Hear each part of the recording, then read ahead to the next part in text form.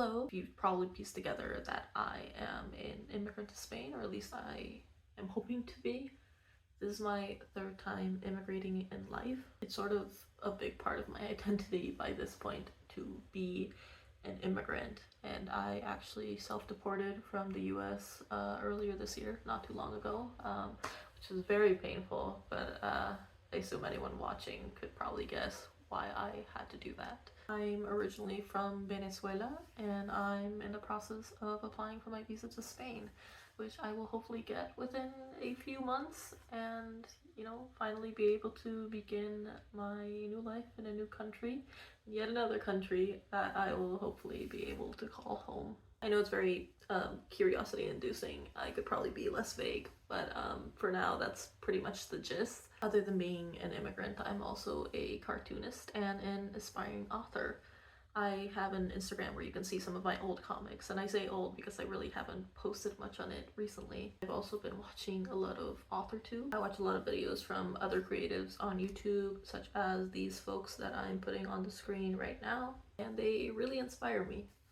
Being part of that community is something that I've always wanted to do, but I never really partook in completely. I talked about doing YouTube when I was a teen in my most recent video, and it was really fun to make that video, and it was the first one I had made in so long, and I'm hoping I can have fun with this video too, and maybe make it a regular part of my life. Who knows?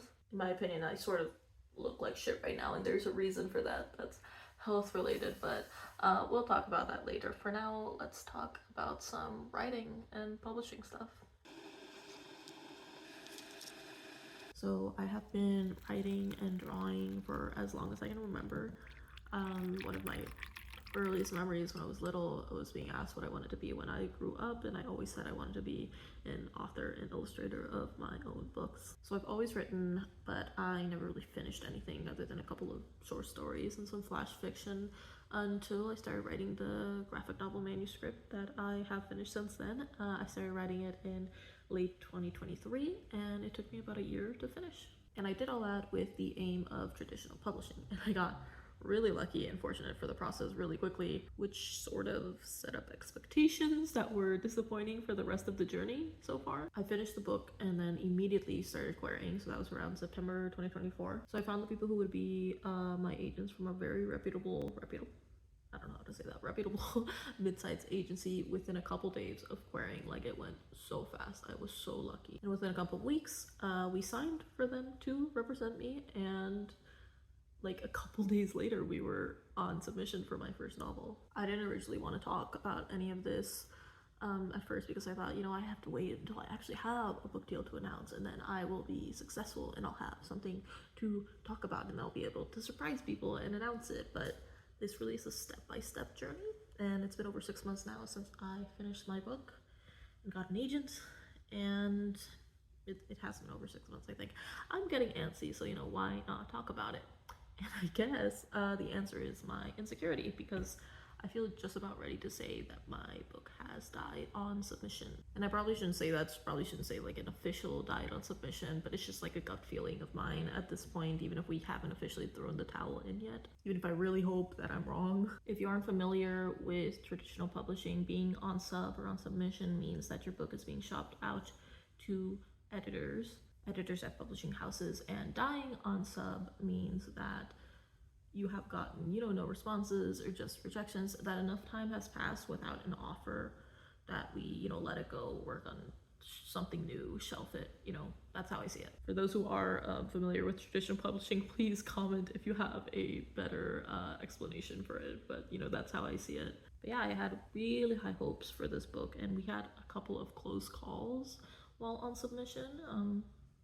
I hate that I'm saying in past tense, but you know what I mean. And I already knew what I wanted to work on after this, so I'm currently maybe halfway through my second graphic novel manuscript. This one is a middle grade low fantasy, and the first one was like a contemporary graphic novel, and they both had very queer themes. Both have very queer themes. Yeah, I'm just trying really hard to remind myself of my wins, because tying on sub hurts a lot. It really hurts your ego, especially for someone like me who was so lucky, who went so fast from finishing their first book to querying to finding an agent to going on sub to having an inkling of, you know, maybe a yes from publishers. And I have had so many wins because I feel like most people don't even finish a book, right? You know, correct me if I'm wrong. And the people who do finish a book and go on to query it, most of them don't get an agent. And the people who do get an agent, they often have to go through multiple months or years or multiple books and projects to be able to land an agent.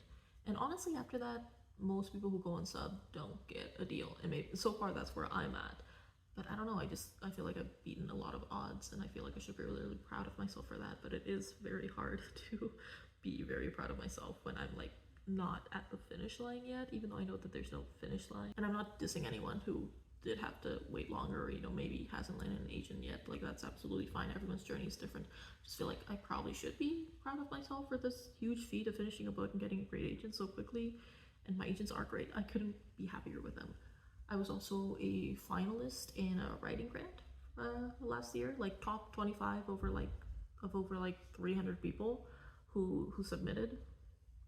And I was crushed to find out I did not get the final thing, but it's still huge that I came that far, you know? It is an accomplishment, and even during my submission process, I also had wins, you know, I had close calls. I had a lot of rejections, but some of them were like very complimentary and very like hesitant, even were like words that they chose. And then I'm still waiting to hear back about an R&R with one editor that I don't have high hopes about.